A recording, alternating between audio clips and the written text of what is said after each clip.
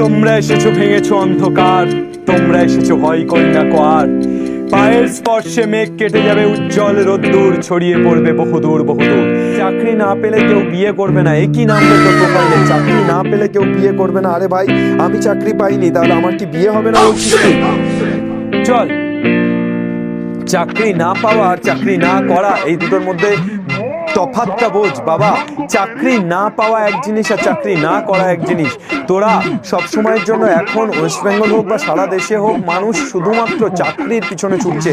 আসলে ইংরেজদের এই যে বানানো চাকুরি, এর অর্থ হলো চাকর, অর্থাৎ আমরা সরকারের চাকর। তার মানেই তো চাকরি করা, যে সরকার যেভাবে বলছে সেভাবে আমাদের শুনতে হবে, সেভাবে চলতে হবে। তাহলে এটাই কি বিয়ে করার একমাত্র শর্ত? না বাবা, পড়াশুনো করে তুই যদি উন্নত করতে পারিস নিজেকে, তাহলে ওই চাকরি পেতে হবে না বিয়ে করার জন্য, বুঝলি?